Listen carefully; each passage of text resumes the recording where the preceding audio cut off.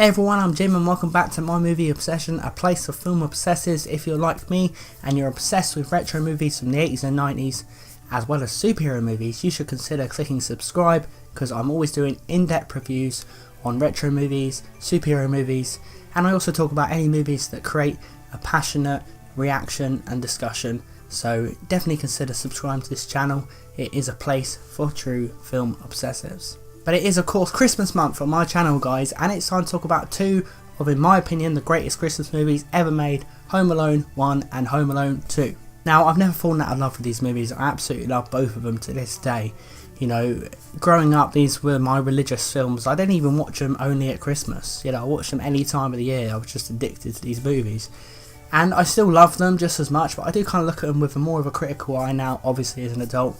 But that nostalgia is still there, that love for these films is still there, and I still love to throw them on, and I have a great time watching them. But which one is better? Is it Home Alone, the one that started it all in 1990, or Home Alone 2 in 1992? So I broke it down into 6 categories to determine which is the better Home Alone movie, so let's get into it. So the first category is, of course, Kevin, you know, the lead protagonist, the kid who burst onto the screens in 1990, and a generation absolutely fell in love with the kid and idolised him. Macaualy Culkin created this character that to this day is a pop culture icon. He's probably the coolest kid ever on film. So in which film was Kevin the coolest? In which film was Kevin the most effective? Now I'm probably going to go for Home Alone, the first one, just because he has everything in that film. You know, he's cool as hell. You know, you've never seen an actor like Macaualy Culkin light up the screen like this. It was kind of like everything aligned, and you know, he picked the part at the right time. They picked him at the right time. The script was perfect. The stars aligned.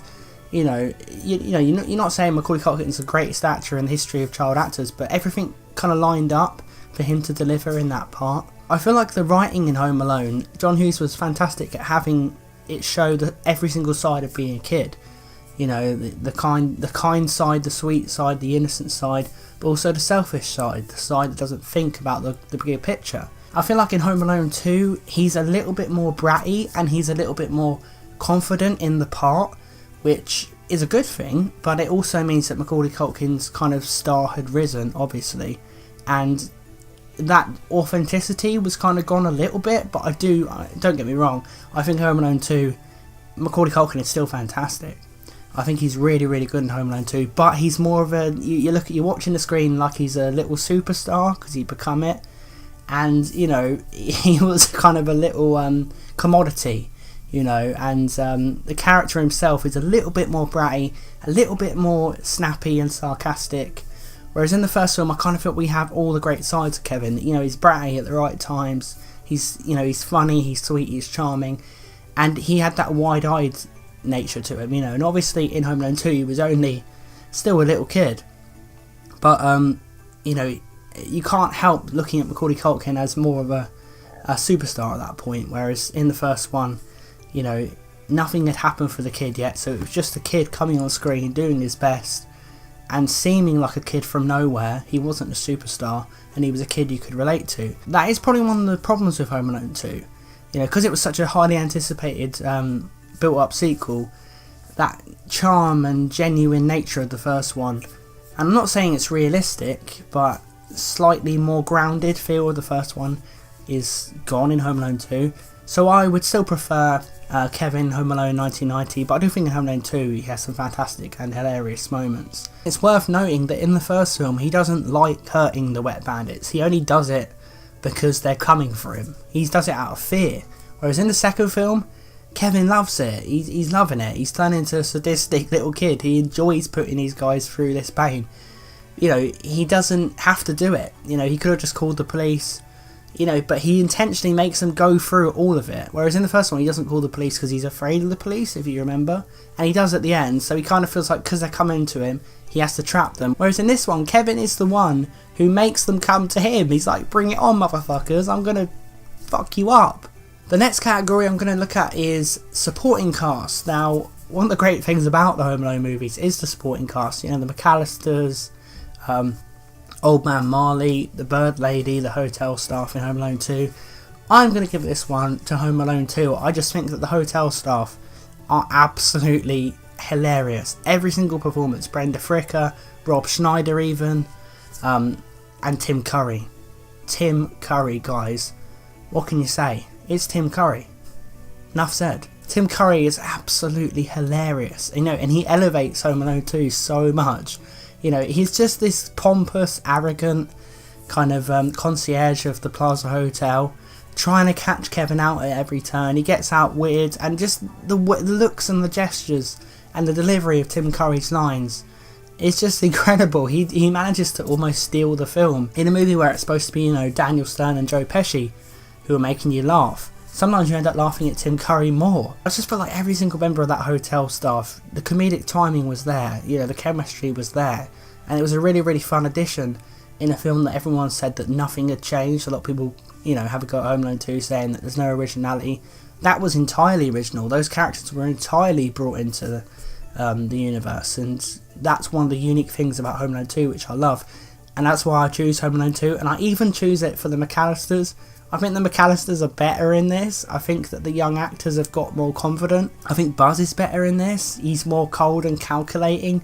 He knows what he's doing, and his little comments and his little ways of winding up Kevin and making Kevin get into trouble, I think it's done a bit better in Home Alone 2. In Uncle Frank, where Kevin catches him singing in the shower and Uncle Frank calls him a pervert. It's just like ludicrous. This family are like completely cuckoo. It's like Kevin's the only sane one.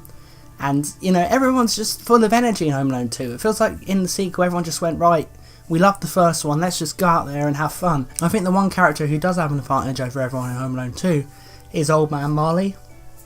I think Old Man Marley's a lot better than the Bird Lady, but I really like the Bird Lady. But Old Man Marley just nudges her out because he's more of a mystery at the start of the film. We know that the Bird Lady isn't going to be evil just because Kevin doesn't like the idea of someone having birds all over her, whereas in Old Man Marley there's stories told about him by Buzz and Kevin's siblings, and they believe him to be a serial killer. So there's that mystery, there's that childhood kind of, you make stories up as you're a kid and about your neighbourhood and this and that, and he kind of dispels those myths and you realise he's just a lovely old man. And that's better because it has that innocence, has that childhood telling stories, and things are not always true, and you exaggerate things as a kid and you believe things too easy. That's really cool. Whereas in Home Alone 2 it's not really a story, it's just this woman who Kevin doesn't like the look of. Just because you don't like the look of it, Kev, doesn't mean there's anything wrong with being a bird lady. As we see later on, she tells us, the birds are my family, leave her alone, Kev. I do place Home Alone 2 as having the best supporting cast. The hotel staff just absolutely have me in stitches every time I watch the film. The third category is location. So we've obviously got Chicago, this massive fuck off mansion that Kevin's dad owns. How does he own it? Is he one of the Sopranos? Or we've got New York City in Home Alone 2. It's really, really close because as a kid I really used to love watching New York. I wanted to go to New York because of Home Alone 2. I've still never been, and I still want to go to New York because of Home Alone 2. I do think I would pick Home Alone 1 for location just because it is a house, so you can relate to it more the first time you've seen this scenario. It really does feel like every child's fantasy to be left alone in their house. I feel like if you'd have started this series by Kevin just getting left in New York in the first movie, maybe it wouldn't have resonated as much, because one of the draws of Home Alone is Home Alone, and that house is just mental. I don't know what Kevin's dad was pulling, what shit he was pulling behind the scenes, whether he was in Tony Soprano's back pocket, I don't know, because that house is mental. It's one of the best houses ever. Home Alone 2 is great for a sequel, but just as the childhood fantasy that is created in Home Alone, it really is down to being alone in that house. And it really is one of those things as a kid that you could live vicariously through Kevin on the screen. He sledges downstairs, he shoots toys down the laundry chute, he eats too much ice cream and watches mobster movies, all things you could do in your own home. So it makes it so relatable because you're just sitting there just watching Kevin do things you wish you could do in your own home.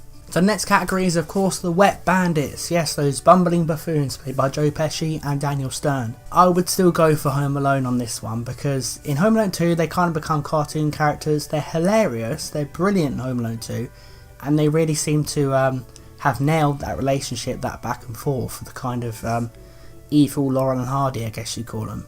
Whereas in the first one, they kind of seemed like a bit like true to life robbers, you know, and it gave them kind of a menace. The second one, you know, they're just kind of fall guys for Kevin. Home Alone 2 literally makes them just pure screwball guys, you know, just complete and utter plonkers in every way, and they just end up being mutants. I know these movies are not realistic at all, but the first one did have a kind of grounded feel because you were putting yourself in Kevin's shoes, and the booby traps in the first one are not that ludicrous. You know, you wouldn't survive them, but they're not that ludicrous and over the top. And I feel like Joe Pesci and Daniel Stern, they feel like real people in the first movie, you know, and you don't feel sorry for them as much as you do in the second one, where they're just going through hell. Whereas in this one, they are the villains. You know, you do root against them. The second one, you're kind of laughing, and you like them. You know, this one, they've got a certain menace about them. I really like the scene where Harry is explaining to Marv how they're going to rob the neighbourhood. They're sitting in the car, and he's got those. He's able to turn on all the lights around him. That's a wonderful little scene, a wonderful little menacing scene. And those conversations, those little gestures back and forth, I feel like Joe Pesci and Daniel Stern as Harry and Marv have more room to breathe in Home Alone 1, you know, to build that relationship and back and forth. They're less over the top in Home Alone 1, and the performances, I think, are just as strong in both movies, but I feel like the script is better for these two in Home Alone 1. But Home Alone 2, they're really funny in it. Don't get me wrong, they're really funny. They're ultimate fool guys, you know, and I know I've said they're just screwball, but as screwball goes, they completely and utterly nail it. So this is really close, but it eventually Home Alone wins through a bit because they've got a slightly more depth to their characters. The next category is, of course, what Home Alone is known for, the booby traps. A little kid torturing two grown men, and it's normal because you're like, look at that sweet little kid with those sweet little cheeks. We'll let you off, son. So I would give it to Home Alone 2 on this one, because it's where Home Alone 2 succeeds in being over the top, these booby traps. Yes, it's not believable. Yes, it's not realistic. Yes, it doesn't really gel with the rest of the film, because the film has been somewhat grounded. It's more grand than the first film, but it's somewhat grounded.